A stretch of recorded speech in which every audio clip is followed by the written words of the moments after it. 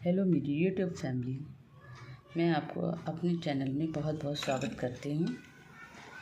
तो हम लोग यहाँ पर गीता पाठ का अध्ययन कर रहे हैं और इसमें हमें आज अध्याय नंबर 2 का 21 से लेकर 30 तक का अध्ययन करेंगे और अपनी ज़िंदगी में कुछ अच्छा करने की कोशिश करेंगे और अपने जीवन के बारे में पता करेंगे कि वाकई में हम इस दुनिया में क्यों आए हैं और हमारा यहाँ पर क्या प्रयोजन है।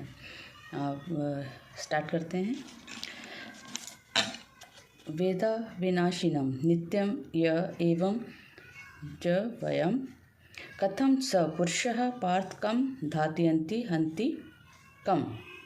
हे पृथा पुत्र अर्जुन, जो पुरुष इस आत्मा को नाश रहित नित्य अजन्मा और अवय जानता है, वह पुरुष कैसे किसको मरवाता है और कैसे किसको मारता है। वसांसि जीर्णानि यथा विहाय नवानि गृह्णाति नरो अपराणि तथा शरीराणि विहाय जीर्ण नए नयानि संयान्ति नवानि देहि। जो मनुष्य पुराने वस्त्रों को त्याग कर दूसरे नए वस्त्रों को धारण करता है, वैसे ही जीवात्मा पुराने शरीर को त्याग कर नए शरीरों को प्राप्त होता है। नैनम छिदन्ति शस्त्राणि नैनम दहति पावकः न चैनम कलेद यन तयापो न शोच्यति मारुतः। इस आत्मा को शस्त्र नहीं काट सकते, इसको आग नहीं जला सकती और इसको जल नहीं गला सकता और वायु नहीं सुखा सकता। अच्छेदो अयम दाहयो अयम कलेदो अशोष्यम एवच नित्यः सर्वगतस्थाणुरचलो अयम सनातनः। क्योंकि यह आत्मा अच्छेद है, यह आत्मा अदाय है, अकलेद है और निश्चय है, अशोष्य है, और यह आत्मा नित्य सर्वव्यापी अचल स्थिर रहने वाला और सनातन है। अवयक्तो अयम चिंतयो अयम विकार्यो अयम मुच्यते तस्मादेव विदित्वैनं नानु शोचितुर्हसि। यह आत्मा अव्यक्त है, यह आत्मा अचिंत्य है और यह आत्मा विकार रहित कहा जाता है। इससे हे अर्जुन, इस आत्मा को उपयुक्त प्रकार से जानकर तू शोक करने का योग्य नहीं है और तुझे शोक नहीं करना चाहिए। अथ चैनम नित्य जातम नित्यम वा मन्यसे मृतम तथापि त्वं महाबाहो नैवं शोचितुर्महर्षि। किंतु यदि तू आत्मा को सदा जन्मने वाला तथा सदा मरने वाला मानता हो तो भी हे महाबाहो, तू इस प्रकार शोक करने के योग्य नहीं है।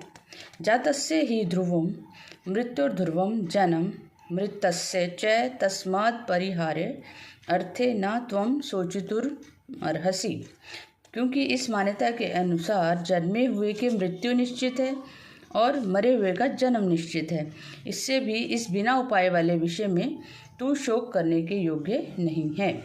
अव्यक्ता दिनी भूतानि व्यक्तम दयानि भारत अव्यक्त निधनान्यैव तत्र का परिदेवना।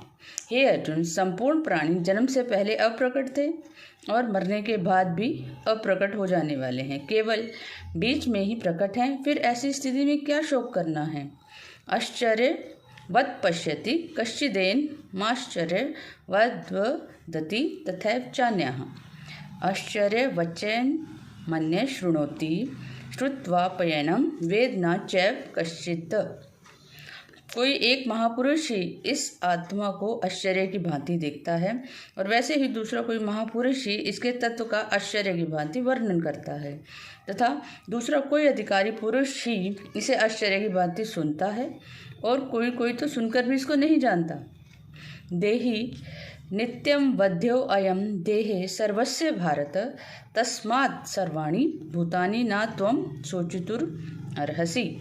हे अर्जुन, यह आत्मा सबके शरीर में सदा ही अवध्य है। इस प्रकार संपूर्ण प्राणियों के लिए तू शोक करने के योग्य नहीं है। तो आज हमारा यह अध्याय नंबर 2 का श्लोक नंबर 30 तक का उच्चारण और अध्ययन समाप्त होता है।